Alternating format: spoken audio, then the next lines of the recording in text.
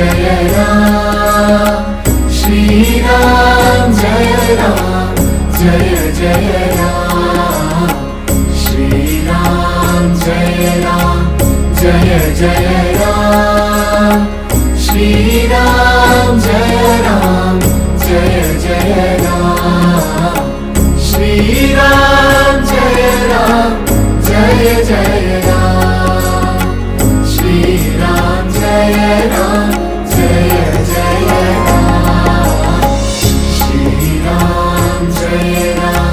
जय जय राम श्री राम। मेरे साथ इस वक्त वृंदावन के प्रसिद्ध कथावाचक अनुराग कृष्ण शास्त्री जी जुड़ रहे हैं, जो इस वक्त अयोध्या आए हुए हैं और भक्तों को राम कथा का आनंद दे रहे हैं। उनके राम कथा के साथ साथ ही भक्त उत्तरोत्तर पारायण पाठ में भी शामिल हो रहे हैं। हम आपको यह भी बताते चलते हैं कि अयोध्या वासियों के लिए खुशखबरी लेकर के अनुराग कृष्ण शास्त्री जी आए हुए थे, जिसकी उनकी प्लानिंग थी कि अयोध्या को विकलांगता मुक्त अयोध्या बनाया जाए। यदि कोई हो भी तो उसको उनकी संस्था सहयोग प्रदान करे, जिसके लिए उनकी संस्था है वैदिक यात्रा परिवार और इसके साथ महावीर सेवा संस्था। ये दोनों स्वयं उनकी संस्थाएं हैं जो पूरे भारत के विकलांगों की सहायता के लिए हमेशा तत्पर रहती हैं, कार्य करती हैं। और इतना ही नहीं, इन्होंने उत्तराखंड के कुछ गांवों को भी गोद ले रखा है, जिनसे वह विकलांगता को दूर करना चाहते हैं। यह अपने आप में एक सनातन जगत के लिए बड़ी उपलब्धि है। इस मौके पर अनुराग कृष्ण शास्त्री जी से जुड़ेंगे। सबसे पहले हम उनके अभियान के बारे में जानेंगे और उनको इस कार्य के लिए कैसे और कहां से प्रेरणा मिली, और अब तक भारत में यदि हम बात करें 100% की, तो कितने प्रतिशत उन्होंने सफलता हासिल कर ली है। फिर इसके बाद हम राम कथा और उत्तरोत्तर पारायण पाठ की महिमा को भी जानेंगे। सबसे पहले तो मैं आपके चैनल को बहुत बहुत धन्यवाद देता हूं, जो निरंतर सत प्रयास करता हुआ जन जन तक सच्चाई को पहुंचा रहा है। सेवा, सत्कर्म, साधना, इन सब को लेकर के आप जनता तक पहुंच रहे हैं। आपको बहुत बहुत बधाई। ये पूरे चैनल का तिलक है। और मैं एक बात और कहना चाहूँगा कि हमारा अपना एक परिवार है, वैदिक यात्रा परिवार, जिसका संचालन भागवत सेवा संस्था वो करती है। ये वैदिक यात्रा परिवार शास्त्रों को लेकर के चलता है।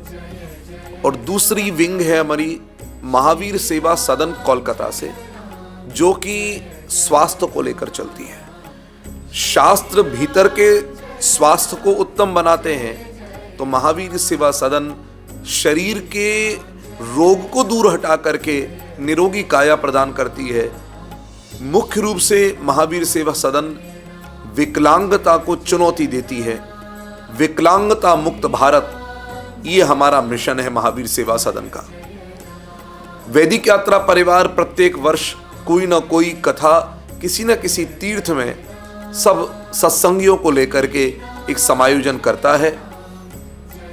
हर वर्ष ये 2012 से क्रम चल रहा है यात्रा का, कथा यात्रा का, जो इस बार 2024 में रामलला के अयोध्या में विराजमान होने के बाद पहली बार वैदिक यात्रा परिवार अष्टोत्तर शत 108 ब्राह्मणों को लेकर के रामचरितमानस का नवान्न पारायण करते हुए श्री रामलला सरकार की ही प्रमुख यजमानी में ये समायोजन कर रहे हैं। तो भाव आया कि अयोध्या को भी विकलांगता से मुक्त हम बनावें।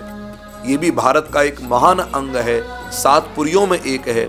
लेकिन आपको बताते हुए बहुत हर्ष हो रहा है। कभी हमसे कोई पूछते हैं ना कि कितनी संख्या में आप आर्टिफिशियल लिम्स प्रदान करेंगे, हाथ और पांव लगाएंगे, तो हम खुले कंठ से, मुक्त हस्त से ये बात कहते हैं कि 1000 हो, 5000 हो, 5 लाख हो, जितने आना चाहे आए, हम सबको निशुल्क हाथ और पांव लगा करके देंगे।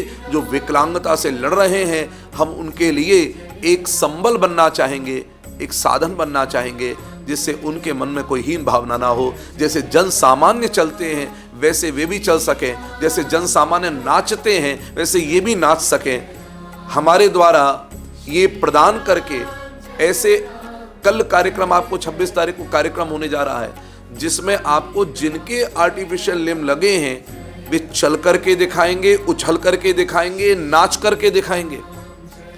और बिल्कुल ऐसा जैसे शास्त्रीय संगीत में नृत्य करते हैं, हमारे यहाँ ऐसी ऐसी नृत्यांगनाएं हैं जिनके पांव लगने के बाद वो पहले जैसे नृत्य कर पा रही हैं। लेकिन बहुत बड़ा सौभाग्य देखिए, अयोध्या में रामलला सरकार की प्रमुख यजमानी में ये कथा का आयोजन हो रहा है। विकलांगता मुक्त भारत का संकल्प लेकर महावीर सेवा सदन चल रहा है। सौभाग्य ये है कि हमको अयोध्या में 10 लोग भी नहीं मिले जिनके पांव या हाथ की आवश्यकता हो। इससे बड़ा और राम राज्य क्या आ सकता है, जहां पर हम लोग नहीं, स्वयं रामलला कृपा करके सब विकलांगों को उनकी रोग से, उनके कष्ट से उन्हें मुक्ति दिला रहे हैं। अयोध्या में हमें संख्या 10 भी नहीं मिल पाई है जिनके लिए हम आर्टिफिशियल लिम्स लगा पाएं। एक रूप में सौभाग्य है, और हम चाहेंगे कि अगर किसी को भी कोई तकलीफ है वो आए और महावीर सेवा सदन से संपर्क करें, हमसे संपर्क करें। जय श्री राम। स्वामी जी, प्रत्येक कार्य को करने के लिए मन में प्रेरणा आती है, कहीं न कहीं से कोई बात ऐसी आती है कि जिससे व्यक्ति उस कार्य के प्रति आगे बढ़ता है। हमारे देश में हजारों कथावाचक हैं, धर्माचार्य हैं, सबके अपने अलग अलग रूप है, कार्य हैं। आपके मन में ऐसा वो कौन सा मोड़ आया, कहाँ से आपने अपनी दिशा बदली और विकलांगों के प्रति आपकी ये सहानुभूति और उनकी मदद की भावना जागी? हमारे वैदिक यात्रा परिवार के संरक्षक हैं श्रीमान विनोद बगडोडिया जी। कोलकाता से हैं आप, और मैंने इनके यहाँ कथा की, और जब कथा की तो इन्होंने मुझसे कहा कि महाराज जी, हमारा अपना एक आश्रम भी है। मैं उस आश्रम के नाम को सुनकर के बड़ा आश्चर्यचकित हुआ कि एक उद्योगपति कहता है हमारा अपना एक आश्रम भी है। तो मैंने कहा कि महाराज, आपका आश्रम तो हम देखना चाहेंगे। तब वो पहली बार मुझे लेकर के महावीर सेवा सदन गए। उन्होंने कहा कि महाराज जी, ये है हमारा आश्रम, जहां पर हम हाथ और पांव देते हैं लोगों को, और अच्छी से अच्छी गुणवत्ता वाले हाथ पांव देते हैं जो लंबे समय तक, लंबी ड्यूरेबिलिटी के साथ में चलें। आंखों के हम ऑपरेशंस करते हैं अगर आवश्यकता है तो, हम नेत्र का इलाज कराते हैं चेकअप करके। जब ये सब देखा और उन्होंने वहां पर मुझे दिखाया कि उनके यहाँ कर्म करने वाले, काम करने वाले कर्मचारी सभी, वे सभी वैसे हैं जिनके हाथ और पांव लगे हुए हैं। यानी कि लिफ्टमैन भी वो है जिसका हाथ खराब था और उसको हाथ दिया गया। ऊपर काम करने वाली ऐसी कई महिला थी जिनका रोड में एक्सीडेंट हुआ था और हाथ और पांव किसी के चले गए, किसी के हाथ गए, किसी के पांव गए।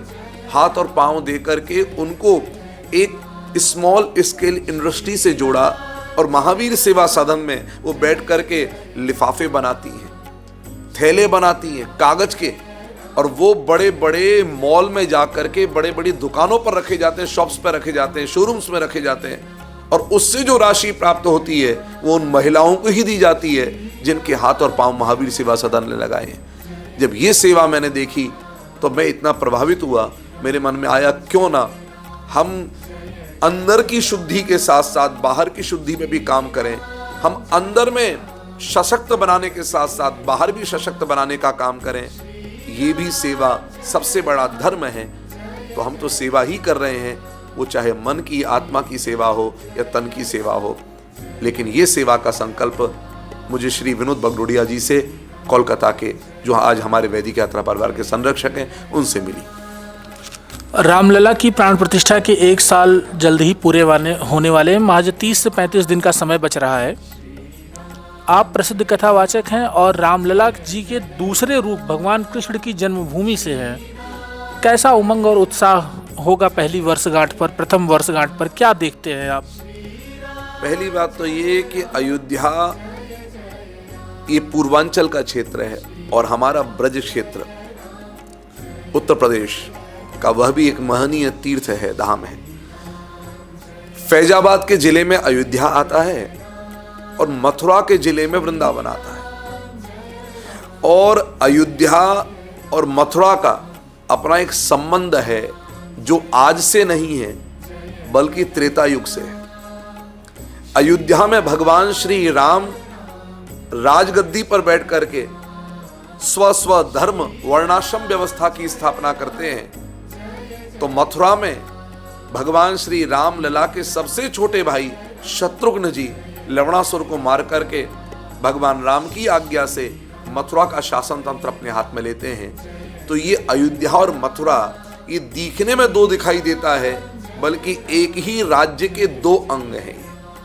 इसलिए जब रामलला विराजमान हुए 500 वर्षों के संघर्ष के बाद में, तो जितना उत्साह अयोध्या वासियों को था, मैं आपको विश्वास के साथ कहता हूं, उससे कई गुना ज्यादा उत्साह हमारे मथुरा जिले के सब ब्रजवासियों को था।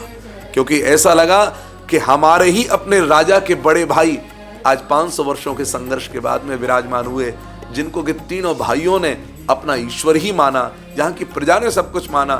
तो ये केवल अयोध्या की जीत नहीं थी, बल्कि अब उम्मीद हो गई, जब बड़ा भाई राजगद्दी पर विराजमान हो गया 500 वर्षों के संघर्ष के बाद में, तो आशा जाग गई कि अब हमारे कृष्ण लला भी विराजमान होंगे। कई वर्षों के संघर्ष के बाद में अयोध्या में विराज रहे हैं राम, तो हमारे मथुरा में विराजेंगे श्री घनश्याम। देखा आप लोगों ने, मेरे साथ अभी जुड़े हुए थे अनुराग कृष्ण शास्त्री जी, जो इस वक्त अयोध्या आए हुए हैं, और इन्होंने हमसे विभिन्न मसलों पर बड़ी ही बारीकी और विस्तार पूर्वक बातचीत किया। मैं देवेश पांडे, अयोध्या।